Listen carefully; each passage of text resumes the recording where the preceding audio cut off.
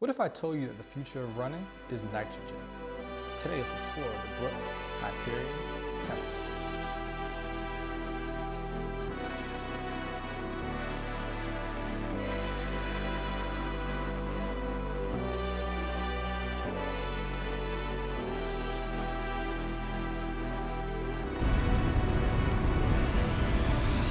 Hey, what's poppin'? Jordan Thomas here. I hope you and yours are doing well and staying safe wherever you're at. Here on this channel, you're gonna find tech and running videos that are gonna help simplify your life. If that's something you're interested in, please be sure to hit that subscribe button, as well as that notification bell. That way you're notified when the latest video is available.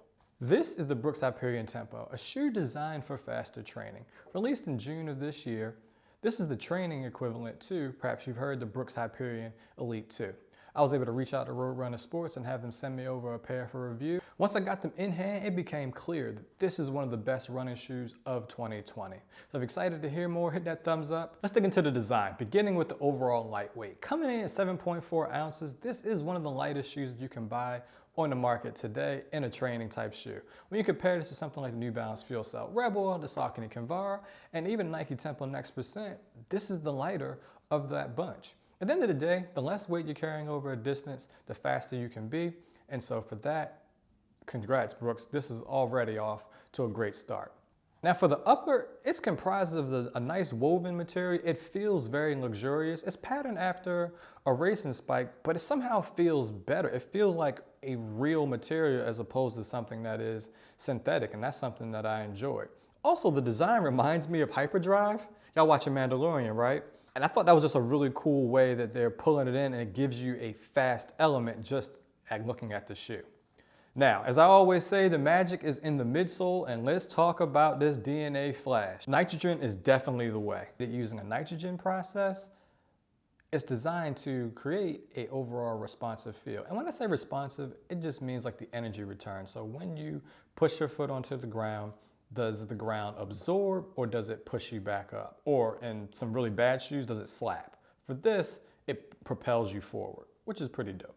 Moving right along to the outsole, it's very unique. I think the overall color was an interesting choice. It does remind me of a lightsaber a little bit, just kind of keeping with that, Mandalorian, Star Wars type of theme. The other interesting thing with all the exposed foam here is that it seems there's rubber pretty much only where it needs to be. And there's also a number of cutouts all throughout the overall shoe in order to keep the overall weight down. I do think that this one element here where the foam is really cut out in an interesting way, I wasn't able to find any material about why that's there, but if you know, let me know in the comments. I just thought that was just kind of an interesting way to reduce the overall weight. Now, I appreciate the stack height on these. They are lower to the ground than say something like a Ghost, but they're not so flat to the ground that I feel like I need to overwork my calves or my Achilles heel. Coming in at an offset of 8 millimeters, this to me is one of the more ideal training offsets. Now let's talk about fit. Brooks is calling this their performance fit, and so I went with still my 11.5. For most people, they'll be fine in terms of the front to back amount of room in the shoe. The toe box is certainly generous. I did find as you go to the forefoot that it's somewhat narrow, but that's in keeping with the kind of like performance, kind of like tailored type of fit, so you want to be mindful of that. There's a good amount of lacing here, so you have some room in order to perhaps loosen that up a bit. I know for my narrow foot, I felt really good in there.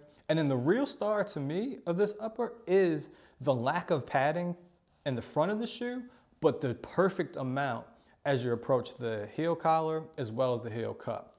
This, I think, was one of the misses from the Pegasus Turbo 2, and Brooks was able to do it in a really elegant way.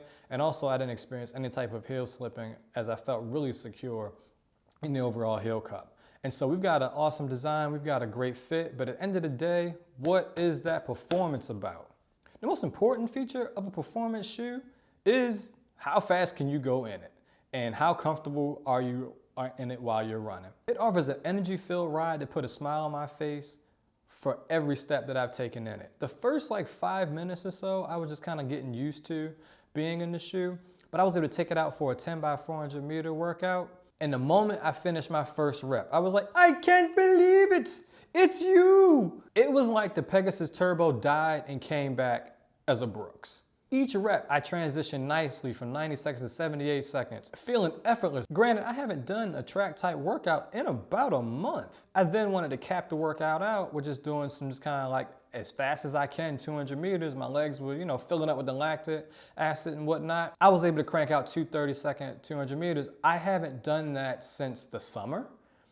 And the cool thing is, from a performance standpoint, there's no plate in this shoe. It's just you and the shoe. Now, I would love to say that I'm just, in decent shape, which I believe that I'm in, but I've been using carbon plated shoes as kind of like the cheat code on a number of days to get out. This felt more like me again.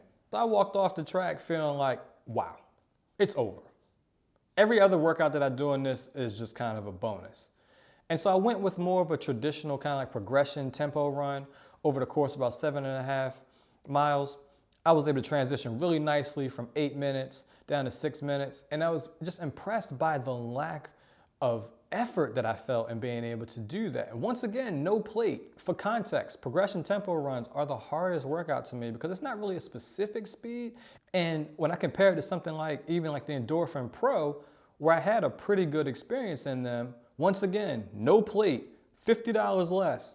And I didn't feel any like residual pain or anything like that. I did find with the Saucony Endorphin Pro that it created like a slapping type sensation. And I'll even say when it comes to general easy days, while they are comfortable, I would not necessarily drive these into the ground because I do have some durability concerns with the shoe just because of the overall softness in the shoe. I do think this is gonna probably be like an 150 mile to 200 mile type range, but you can certainly run in them. And I would say they're actually more comfortable for an easier run than the Tempo Next Percent, which is a shoe that I really enjoy.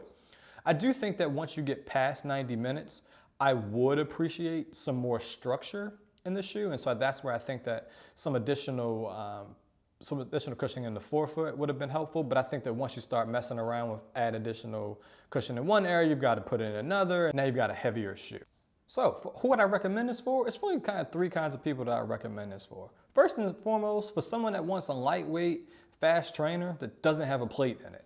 Next, for someone who wants a racing option between like say like a 5K and maybe even a half marathon. And then the last one is for someone that is looking for a replacement to the OG Nike Pegasus Turbo 35. I kind of teased a little while back that I had something wild to say. This to me is the best thing since that. And I think what they ended up doing is they figured out how to get the right amount of cushioning in this entire cup collar area, where I feel like with the Pegasus Turbo 2, they stripped it out too much. And so for me, this was the shoe that I've been looking for to replace the Pegasus Turbo 2. I only bought one last year, and I just ran it into the ground, literally. And I wasn't sure if I were gonna be able to find another shoe that wasn't made by Nike. I found one. Will I be adding it to my weekly rotation? 100%. This is my speed day shoe. Speed day, tempo day, perhaps the days where I want to do a faster long run. This is the shoe that I'm breaking out. I'll pair this along with my workhorse trainer and keep it along with a time trial type shoe that I keep on hand. So thanks again to Roadrunner Sports for sending these over. If you want to check out another video on how to build your own running shoe rotation, check this out, and I'll see you next time. Jordan Thomas, peace.